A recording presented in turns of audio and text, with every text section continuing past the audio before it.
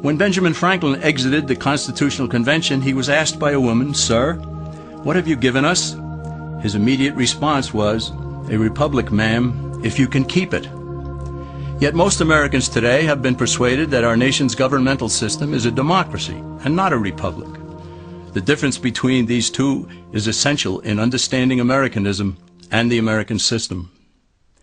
Before we discuss political systems, however, it's helpful to address the confusion that has been spread about the political spectrum.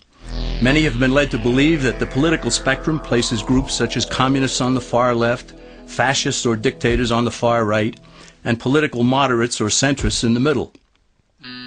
However, a more accurate political spectrum will show government having zero power on the far right to having 100% power on the far left. At the extreme right, there is no government. The extreme left features total government under such labels as communism, socialism, Nazism, fascism, princes, potentates, dictators, kings, any form of total government. Those who claim that Nazis and fascists are right-wing never define their terms.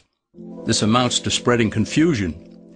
Toward the middle of the political spectrum can be found the type of government limited to its proper role of protecting the rights of the people. That's where the Constitution of the United States is. Those who advocate such a form of government are really constitutional moderates. So let's analyze the basic forms of government. They are monarchy or dictatorship ruled by one, oligarchy ruled by a few, democracy ruled by a majority, republic ruled by law, and anarchy, which is ruled by no one.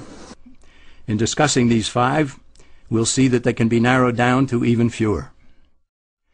Looking first at monarchy or dictatorship, this form of government doesn't really exist in the practical sense. It's always a group that puts one of its members up front. A king has his council of nobles or earls, and every dictator has his bureaucrats or commissars, the men behind the scenes. This isn't ruled by one, even though one person may be the visible leader. It's ruled by a group. So let's eliminate monarchy, dictatorship, because it never truly exists. Oligarchy, which is ruled by a group, is the most common form of government in all history. And it is the most common form of government today. Most of the nations of the world are ruled by a powerful few, and therefore oligarchy remains. At the other end, we find anarchy, which means without government. Some people have looked over history and found that many of its worst crimes were committed by governments, so they decided that having no government might be a good idea. But this is a mistake, because as the ancient Greeks stated, without law there can be no freedom. Our founding fathers agreed and held that some amount of government is a necessary force in any civilized, orderly society. In a state of anarchy, however, everyone has to guard life, liberty, and property, and the lives of family members. Everyone must be armed, and movement is severely restricted because one's property has to be protected at all times. Civilized people have always hired someone to do the guarding, a sheriff, a police force, or some branch of government. Once law enforcement was in place, the people were freer. They could leave their property, work in the fields, and so on. In short, the proper amount of government makes everyone freer. There are some who advocate anarchy, however, not because they want no government, but because they don't like what they have. They use anarchy as a tool for revolutionary change. The condition of anarchy is very much like a vacuum where something rushes in to fill it. These calculating anarchists work to break down the existing government with rioting, killing, looting, and terrorism.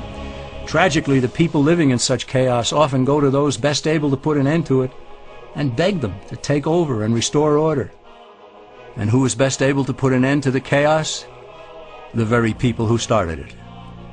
The anarchists who created the problem then create a government run by them, an oligarchy, where they have total power. This is exactly what happened in Russia that led to Lenin taking total power, and in Germany where Hitler's brown shirts created the chaos that brought him to power. But anarchy isn't a stable form of government. It's a quick transition from something that exists to something desired by the power-hungry. It's a temporary condition, and because it isn't permanent, we eliminate it as well. The word democracy comes from two Greek words, demos, meaning people, and kratein, meaning to rule. Democracy, therefore, means the rule of the people, majority rule. This, of course, sounds good, but suppose the majority decides to take away one's home, or business, or children. Obviously, there has to be a limit. The flaw in democracy is that the majority isn't restrained. If more than half the people can be persuaded to want something in a democracy, they rule. What about republic? Well, that comes from the Latin, res meaning thing, and publica meaning public. It means the public thing, the law. A true republic is one where the government is limited by law, leaving the people alone. America's founders had a clean slate to write on. They could have set up an oligarchy. In fact, there were some who wanted George Washington to be their king. But the Founding Fathers knew history, and they chose to give us the rule of law in a republic, not the rule of a majority in a democracy. Why? Let's demonstrate the difference in the setting of the Old West. Consider a lynch mob in a democracy. 35 horseback riders chase one lone gunman.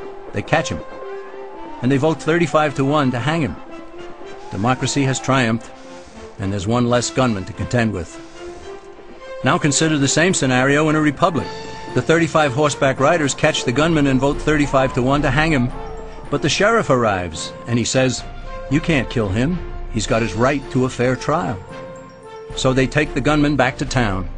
A jury of his peers is selected, and they hear the evidence and the defense, and they decide if he shall hang. Does the jury even decide by majority rule? No, it has to be unanimous, or he goes free. The rights of the gunman aren't subject to majority rule, but to the law.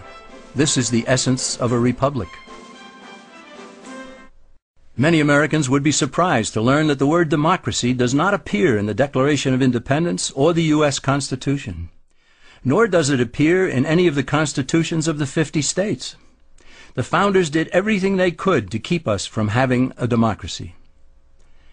James Madison, rightly known as the father of the Constitution, wrote in essay number 10 of the Federalist Papers, "Democracies have ever been spectacles of turbulence and contention, have ever been found incompatible with personal security or the rights of property, and have in general been as short in their lives as they have been violent in their deaths." Alexander Hamilton agreed, and he stated, "We are a republican government. Real liberty is never found in despotism or in the extremes of democracy." Samuel Adams, a signer of the Declaration of Independence, stated, "Democracy never lasts long. It soon wastes, exhausts, and murders itself."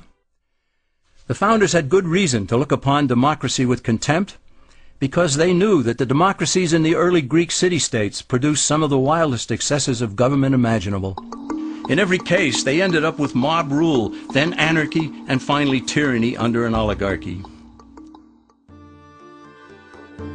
During that period in Greece, there was a man named Solon, who urged creation of a fixed body of law not subject to majority whims. But where the Greeks never adopted Solon's wise counsel, the Romans did. Based on what they knew of Solon's laws, they created the 12 tables of the Roman law, and in effect built a republic that limited government power and left the people alone. Since government was limited, the people were free to produce, with the understanding that they could keep the fruits of their labor. In time, Rome became wealthy and the envy of the world. In the midst of plenty, however, the Roman people forgot what freedom entailed. They forgot that the essence of freedom is the proper limitation of government. When government power grows, people freedom recedes. Once the Romans dropped their guard, power-seeking politicians began to exceed the powers granted them in the Roman Constitution. Some learned that they could elect politicians who would use government power to take property from some and give it to others. Agriculture subsidies were introduced, followed by housing and welfare programs. Inevitably, taxes rose and controls over the private sector were imposed. Soon, a number of Rome's producers could no longer make ends meet, and they went on the dole. Productivity declined, shortages developed, and mobs began roaming the streets, demanding bread and circuses from the government. Many were induced to trade freedom for security. Eventually, the whole system came crashing down. They went from a republic to a democracy, and ended up with an oligarchy under a progression of the Caesars.